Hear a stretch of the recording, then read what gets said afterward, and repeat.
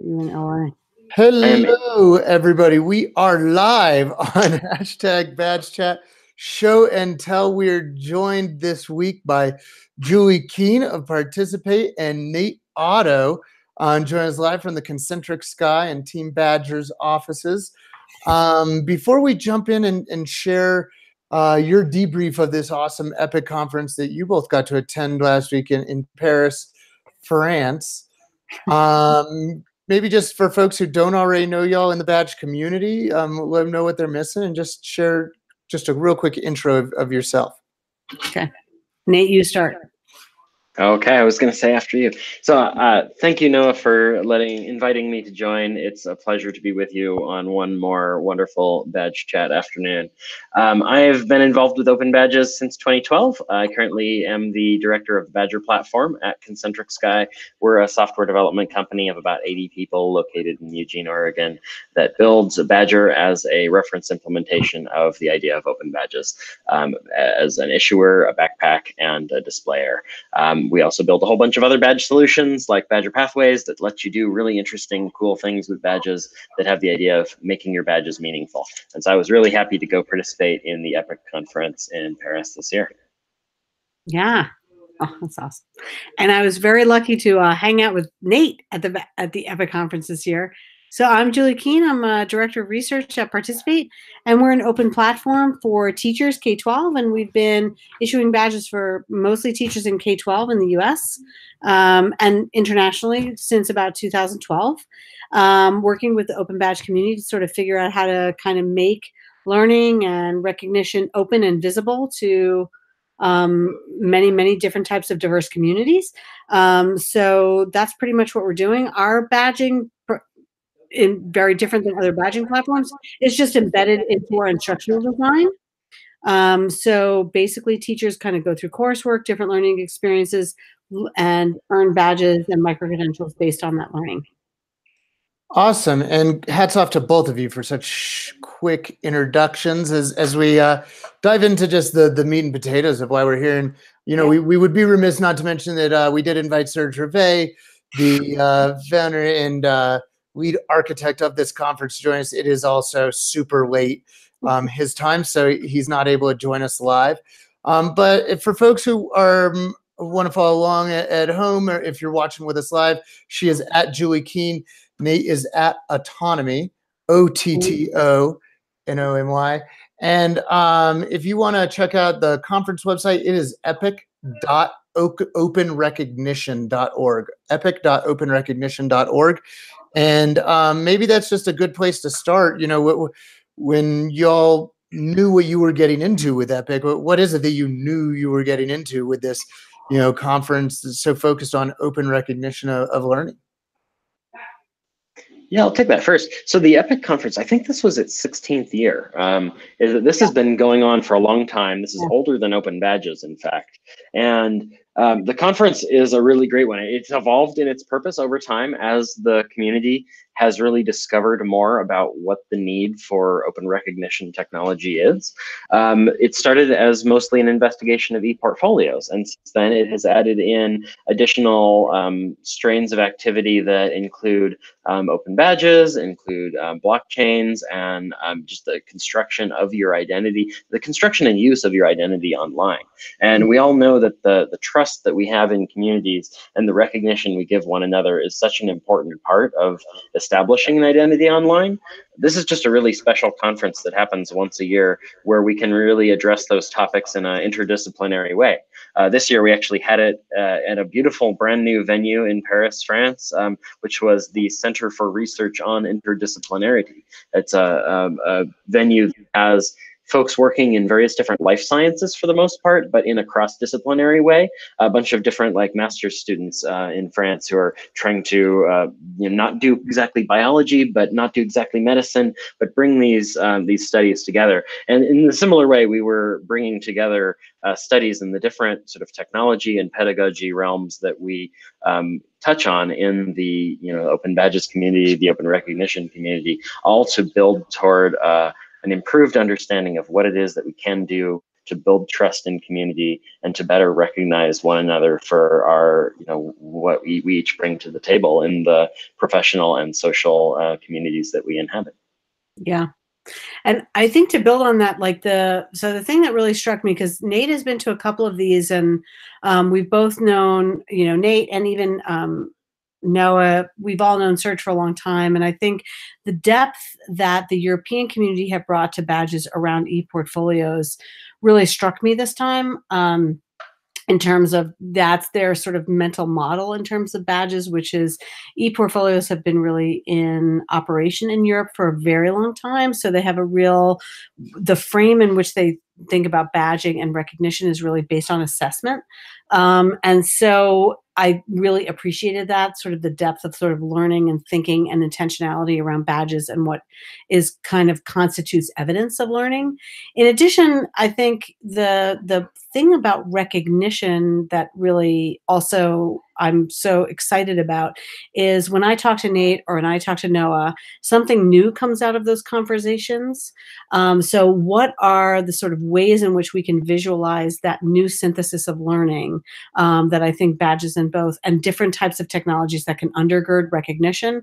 How does that sort of become visible to everyone? Right. So when I talk to Noah and I think about something in a totally different way, or I talk to Nate and his wonderful wife, Maggie, about, librarian sciences, like I'm thinking about things totally in a different way after one conversation.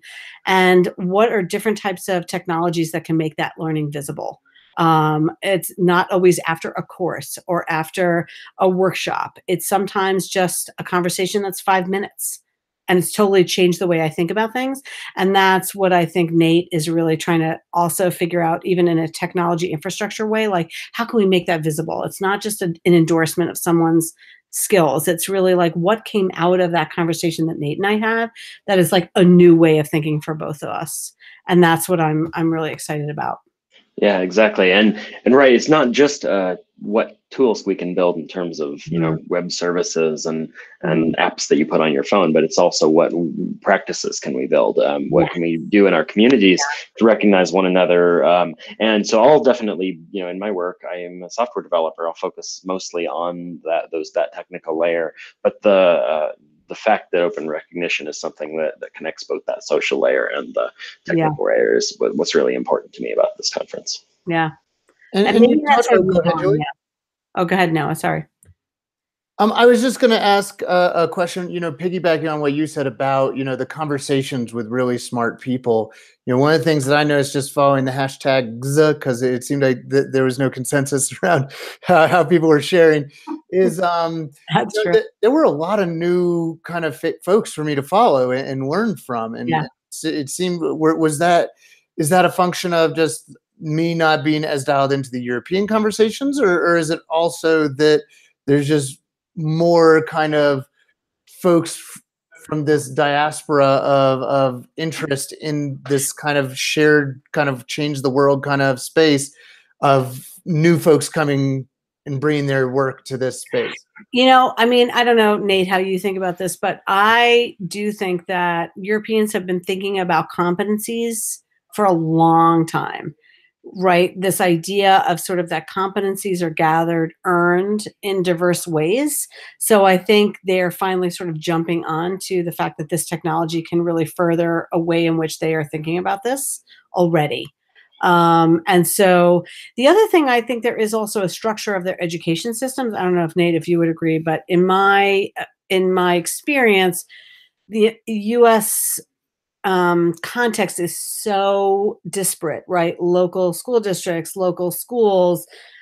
Europe has more centralized systems of education. So I think it is actually easier for them to deploy some of these technologies in a centralized way. And that's what I experienced there. I was like, okay, they've taken this thing and ran with it in a way of like recognizing diverse competencies because they've been thinking about this for a long time. Yeah, and at the same time, I mean, recognizing the legwork that has been done by Yeah, specific individuals in this community to advance the that's true. badging as a community and recognizing as a community in Europe, it's been really strong. Like Serge has done a lot of work. He's the Mhm. organizer of this conference with Esther as well, his partner, and like Philippe Pédicu has done a bunch of great work in Normandy, like bringing badging to badging agricultural competencies. And And there's then been a very Simone. exciting, Yeah.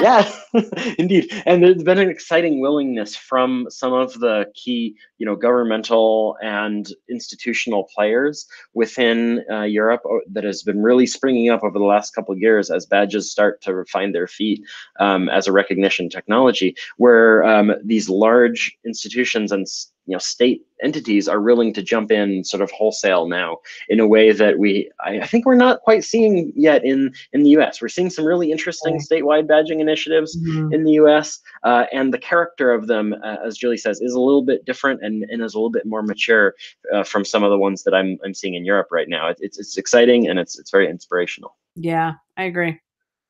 And for those of you who are watching us live, feel free to tweet us with hashtag badge chat, and we'll make sure to ask Nate and Julie your questions live on the air. For both, this goes out to both of you. Just as far as the sessions you went to, any kind of highlights that you can share from different sessions, both the presenter and topics that they did that you think folks in the badge chat community ought to know about. I mean, obviously what struck me is certainly the work that Finland's doing around teacher education. So, they're already thinking about an entire ecosystem for teachers.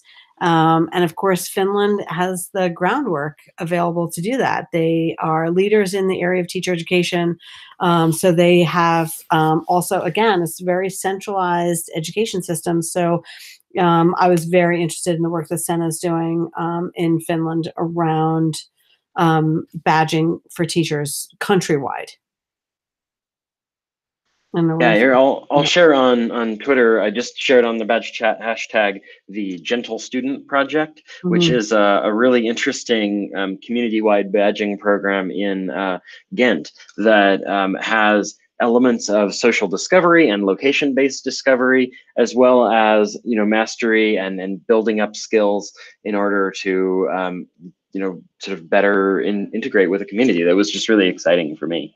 Yeah. Another one is one a session, actually, not to toot my own horn too much. The session we opened the conference with for the last couple of years has been a session investigating the challenges to open recognition, and we had a very interesting set of folks who envisioned how open recognition can be made a simple part of the workflow for various different communities that they are involved in. And so I just shared on the badge chat hashtag a few minutes ago the presentation from my notes that I took from that session that show the different groups we had. I think we had 6 different groups Yeah, that was investigating communities and really how open recognition can be employed within those fun. communities in a much sort of simpler and direct way than we've seen from sort of the first generation of badging projects. And I mean, the other thing is that even where we were situated at the conference, so Nate mentioned that we were at this very kind of newly instituted school in France, the Center for Interdisciplinary Research, because my French is really terrible. I'm not going to give you the French version of it. But where kids, you're sort of driving with a question, and then so kids come either at the undergraduate level and master's level and doctoral level with their own question, and then the curriculum is sort of then structured around them. And the ways in which sort of badging and open recognition could support that kind of curriculum structure is really amazing and very interesting, because the curriculum is not structured beforehand. It happens when the students arrive, right? So if a kid has a really interesting interest in resilience and sustainable communities, what are the scientists and the policymakers and artists that you want to put around that kid to then be able to kind of see that? And I think the badging infrastructure, and that was very evidenced in Nate's workshop, which is like, okay, how would you recognize what the kids bring to that study, and then what might the faculty bring to it? And that would make that learning much more visible if the technology was kind of up to speed with the kind of pedagogical vision. So that was really fun to think about, to see how inventive some of these folks are in their higher ed institutions to break the mold on very sort of, what had been before very traditional kind of curriculum pathways. Awesome. And for anybody who's watching this asynchronous and is unable to find Nate's tweet to it, the gentlestudent.gent is the link that he shared. Again, that's gentlestudent.gent if you want to follow up with that. And when you talk about innovative, one of the things that struck me from afar is it seemed like just the structure of some of the sessions themselves was relatively innovative compared to what we see a lot at most of the conferences that I go to anyways. And I think maybe even just, Nate, the session that you described, that you led, it almost feels like kicking a conference off with a what I've heard called a do-a-thon. So almost like a hackathon, but a do-a-thon, so you don't necessarily need any tech skills. Am I way off, or can you expand on that?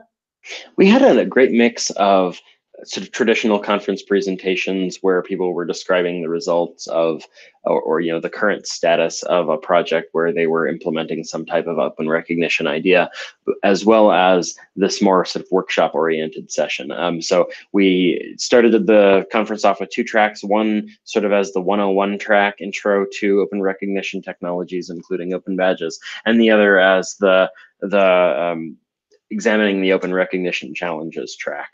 And it's been very exciting to have this sort of hybrid approach. I think it comes out of where the open badges movement started at the Mozilla Foundation. I followed up my trip to ePIC with a trip to MozFest in London over the weekend. And that is a conference that also has the same sort of radical destructuring of the traditional, sit and get type content delivery methodology, with one that's much more focused on active participation and the radical inclusion of everybody. And so, as you mentioned, like a do-a-thon as opposed to a hackathon, it wasn't about coming up with code that did a particular function. We had coders there. We had software architects and developers, but we also had folks who were in many different disciplines and were in also educators. So all of these different roles have a place to play in building a ecosystem that can last for a long time.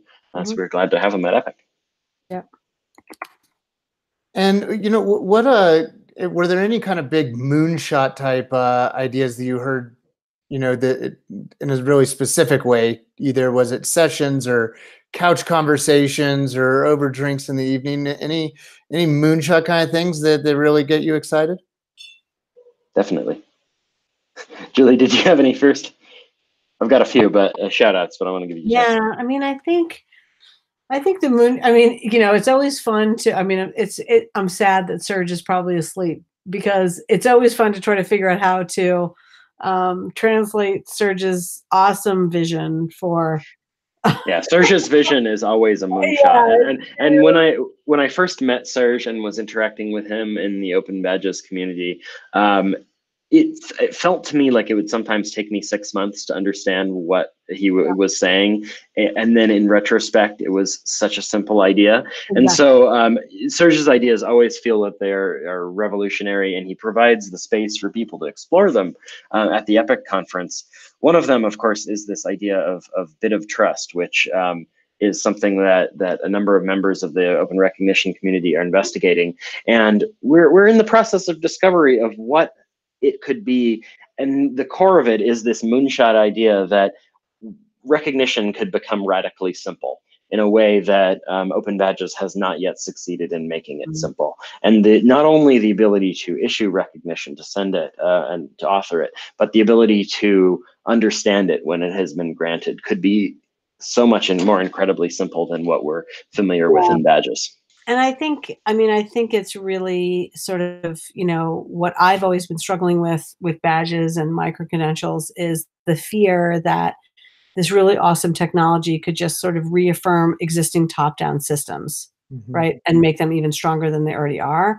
And that would break my heart. And I think that breaks all of our hearts on this call. And I think Serge is always really the person in the room that's like really forcing us to not have that happen. So the idea of open recognition is like, again, Noah, you, me, Nate, everybody on this call, like, how do we recognize each other in a way that really visualizes the new knowledges that are created by just our conversations. Like, I've learned so much from both of you, and I want to make sure that that is sort of visualized in a way that's not just, oh, I have my degree from UNC and I have my other degree from CUNY in New York City. Like, I've learned just as much from, again, my peer relationships, and those, we've got to really make sure this technology can visualize that.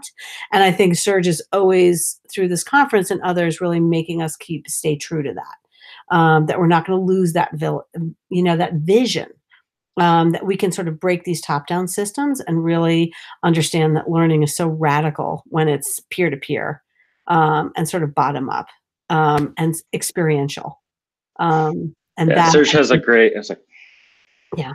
Serge has a great sort of two-axis way of organizing the credentialing landscape. And it's just one aspect that you can understand it with, is that there's a range of recognition, from very formal recognition like a college degree to very informal recognition, such as an introduction in a social conversation. And then there's a range of learning experiences and knowledge and learning achievements that are covered that also is formal to informal. And Serge has always been a very strong voice that the informal recognition of informal learning is a very important quadrant in that that matrix that should not be neglected. And there are many that want to build their business or their infrastructure based on the formal recognition of formal learning, the very credentialist use cases for these technologies. And those are strong and they're valid, but spaces like ePIC are a great place to explore the full range of possibilities across sort of both of those informalities.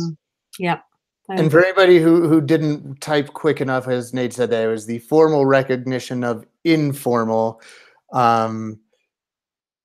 Yeah, it's an informal recognition of informal learning. So Serge pushes us toward the informal side, and to consider those use cases as strong and valid across both of the recognition and the learning content, learning achievement axes.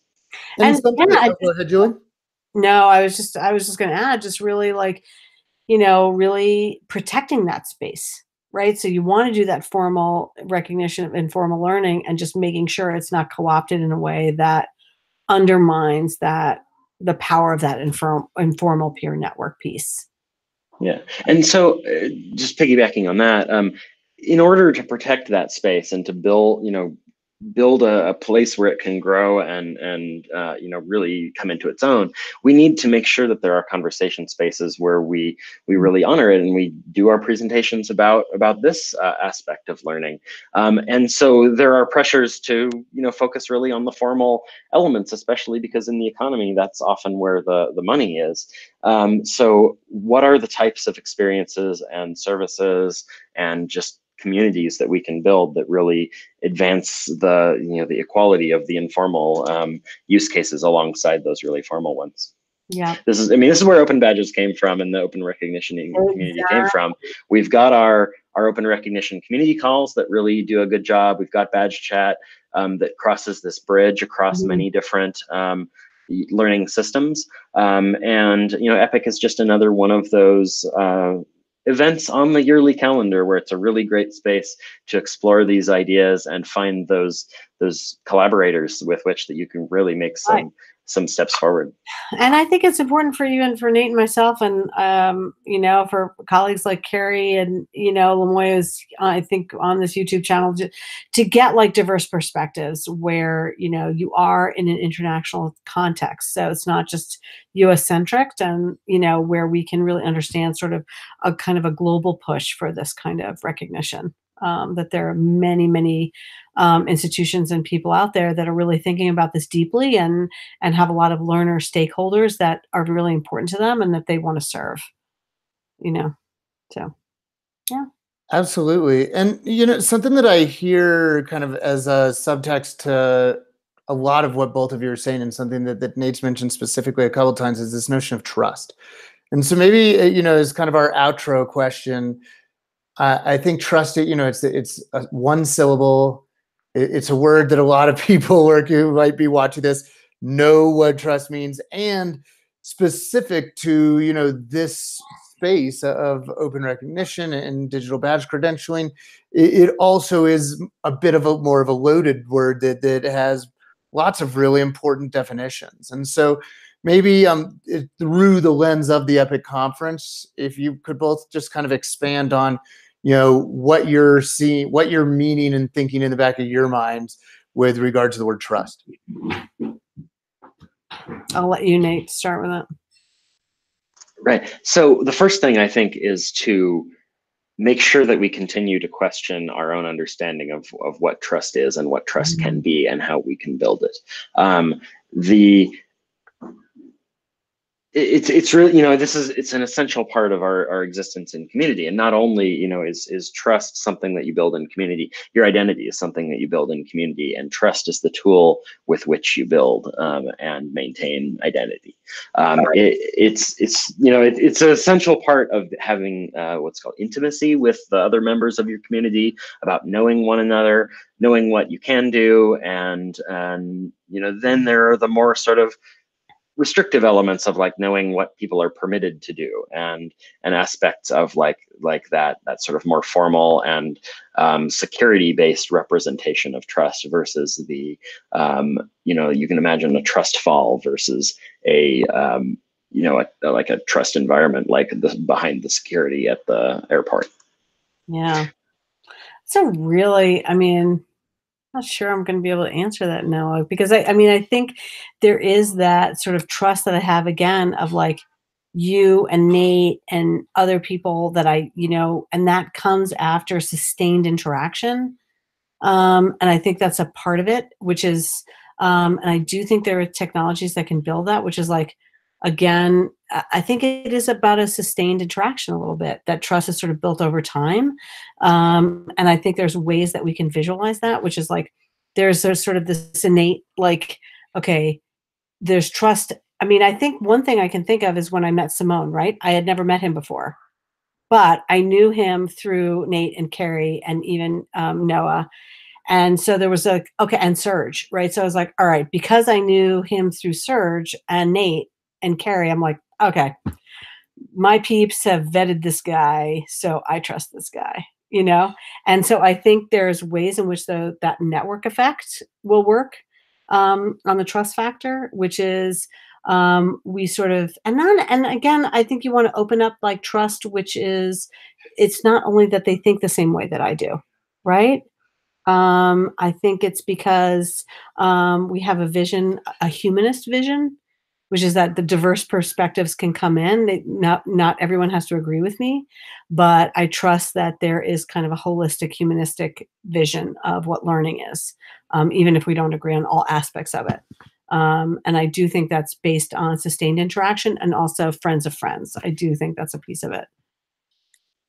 I love both your answers on that. Thank you for playing, and thank you for giving so much of your valuable time. Yeah. We are coming up on the top of the hour. Thanks to the folks who were watching with us live. I saw that Don Prezant, our friend in Canada, just shared a graphic of Serge's formal, informal way of thinking about things. Good. Justin Mason suggests that we have an open recognition get-together. Maybe we can make that happen June 22nd at Badge Summit in Philadelphia. If anybody wants to mark your calendars, need plane tickets. And I'm able to announce, I think last week I mentioned that I have a big announcement coming. That's going to be that Minu Rami is going to be the keynote speaker of Badge Summit. Nice, so great. I'm really excited about that. And hopefully soon I'll also be able to make other exciting announcements like where it's going to be. Okay. Really appreciate everybody who took the time to watch with us live. We value you for your engagement. And Nate and Julie, just as a quick outro, if you want to let anybody know about things that are going on in your world that they should have on their radar, and then we'll sign off. Okay. All right. We have so many things coming up, Nate. Well, one of the things that we had took up on the last night is trying to think of some sort of face-to-face events where we're going to play with some things that Nate's developing around open recognition. So that's going to be a TBD, and we'll make some announcements over the next couple of months about sort of building that out so we can, again, kind of visualize these networks of trust. So it's not just all up here, but it's actually like a tangible thing. Yeah, sounds good. Indeed. Stay tuned, of course, in the open recognition and open badges communities for all sorts of exciting things that are occurring soon. I don't really also have any very specific calls to action right now. Just come back to Badge Chat every single week and have a wonderful time. Noah's our most favorite advocate.